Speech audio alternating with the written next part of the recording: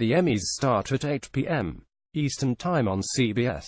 See the fashion from the red carpet. Stephen Colbe is hosting for the first time. The race for Best Drama is wide open, with This Is Us, Stranger Things and The Handmaid's Tale seen as top contenders. Julia Louis-Dreyfus could tie the record for most acting Emmys. Saturday Night Live is poised to have a big night, including a possible win for Alec Baldwin as President Trump. Melissa McCarthy has already won a Creative Arts Emmy, which was part of an earlier ceremony, for her hosting duties and her portrait of the former White House Press Secretary Sean Spicer. Final preparations for the 69th Primetime Emmy Awards in Los Angeles. Mario Anzoni. Reuters. Check out our live briefing, red carpet photos and more. Rookie shows lead the way in drama category.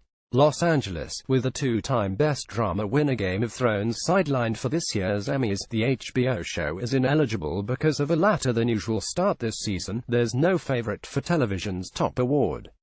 Prognosticators are deeply divided over which show has the upper hand for Best Drama, but the leading contenders are rookie entries Netflix's Stranger Things, Hulu's The Handmaid's Tale and NBC's This Is Us.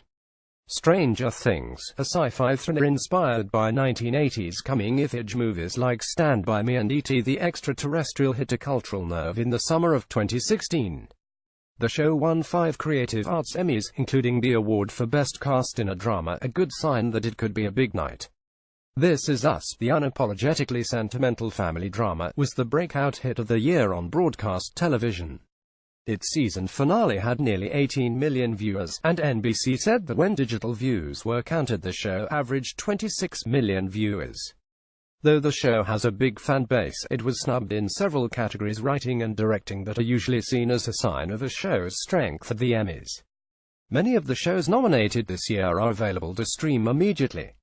See where on watching. The New York Times TV and movie recommendation site, The Handmaid's Tale, meanwhile, adapted from Margaret Atwood's novel, is tonally different from both of those big-hearted shows. It paints a grim future for the United States where women are treated, well, very unkindly. TV critics went gaga for Handmaids, but it's not clear how broadly popular it was since Hulu does not release ratings. The network that wins Best Drama will claim enormous bragging rights for Netflix. It would be its first win in the most prestigious category. If Hulu wins, it will unexpectedly beat out its better-financed streaming rival, and if NBC wins, it will be the first time a broadcast network has won the category in 11 years. Fox, with 24, was the last to accomplish that. Oh, and the other 4 contenders, they are HBO Westworld, AMC's Better Call Saul, and Netflix The Crown and House of Cards. Stephen Colbert at the Primetime Emmys red carpet rollout. Mr. Colbert has thrived on criticism of President Trump on his late-night show. Richard Shotwell Envision, via Associated Press. Colbert is the host. Expect a lot of Trump jokes. Stephen Colbert has been riding an anti-Trump wave all year to unanticipated ratings gold, so don't expect him to shy away from what has worked so well for him. The biggest story of the year is not Westworld, he told Variety.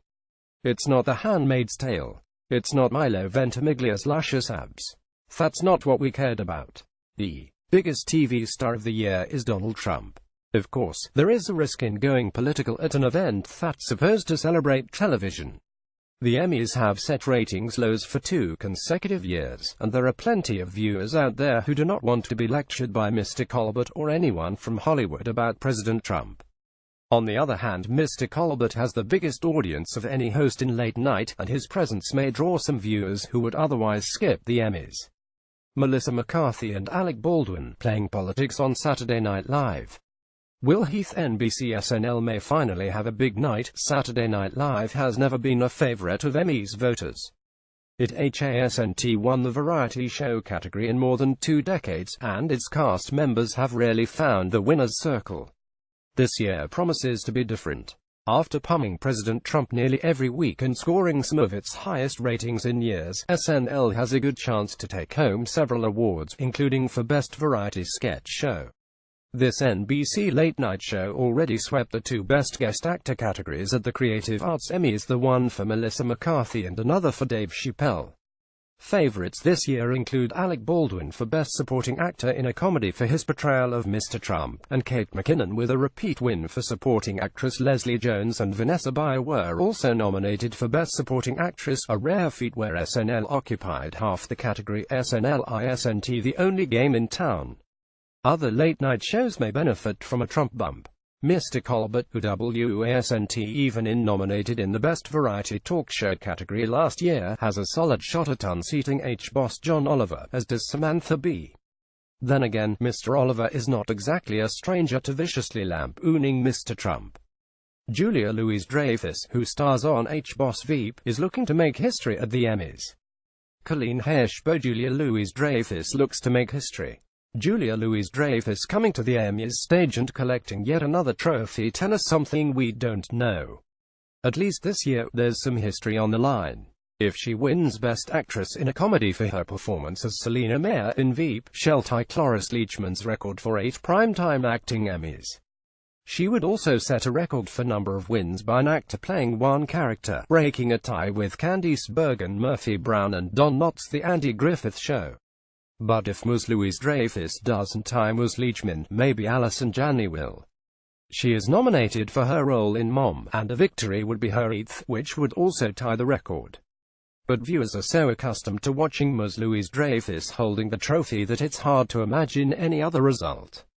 The last time Ms. Janney won for Mom, she was in the Best Supporting Actress category 2 years ago and was not going head-to-head against Ms. Louis-Dreyfus. Veep is also vying to win Best Comedy in a 3rd year in a row, but it faces a significant upstart in Atlanta, the FX comedy created by Donald Glover that won a Golden Globe earlier this year.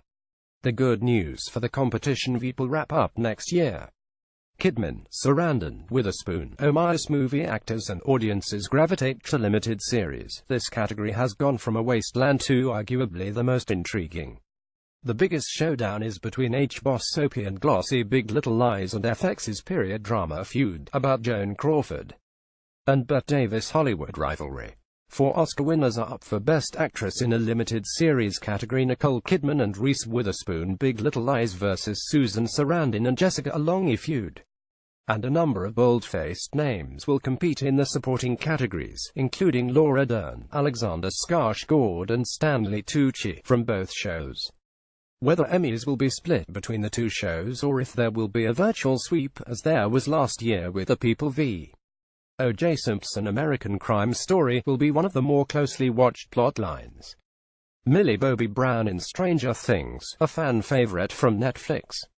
Netflix, via Associated Press. Will Netflix marketing push pay off? TV networks took Emmys campaigning to a new level this year, spending millions to market shows before nominations were handed out. But there was no player more ostentatious than Netflix. The streaming service opened up its own 24,000 square foot event space this spring, holding nearly daily parties to put potential Emmy voters in front of talent, free dinners and an open bar. Rivals grumbled that this level of financial commitment violated a tacit agreement from the networks to stick with a schedule of events that had traditionally been sanctioned by the Television Academy. Some went as far as to suggest off the record, of course, that Netflix was trying to buy votes. What happens at the Emmys could have a big effect on how campaigning is conducted in the future. The streaming service won 9 Creative Arts Emmys last weekend, leaving it within striking distance of HBO, which nabbed 12. The last time HBO did not lead all networks with the most Emmys was 16 years ago. Though Netflix has had some success in the supporting actor and actress categories, it has yet to break through in the major acting awards or for Best Drama or Comedy. Page 2. Julia Louis-Dreyfus in Veep. Justin M. Lubinbo. H-Boss Veep will end after its 7th season next year, HBO confirmed on Wednesday night. The half-hour comedy, starring Julia Louis-Dreyfus as Selina Meyer, a vice president, then ex-president, has been showered with Emmy awards and praise from critics. Ms. Louis-Dreyfus has won the Emmy for Best Actress in a Comedy 5 consecutive times for the role, and is up for a 6th award at this year's ceremony on September 17. If she wins, she'll also tie Cloris Leachman with 8 primetime Emmy wins. Veep has also won the Emmy for Best Comedy in each of the last 2 years, and is nominated again this year. The Hollywood Reporter reported first that Veep was finishing after next season. "We love the show and everyone involved, but respect the producer's choice to bring Selina Meyer's journey to its conclusion after an extraordinary run of critical and award-winning acclaim," said Casey Boyes, HBOS president of programming, in a statement. Julia Louis-Dreyfus' comedic brilliance infused Selina with a dynamic presence and a vibrant wit which will ensure her a place in the history of television's most iconic comedic characters. A version of this article appears in print on September 8, 2017, on page C3 of the New York edition with the headline "HBOS Veep to end in 2018 after 7 seasons."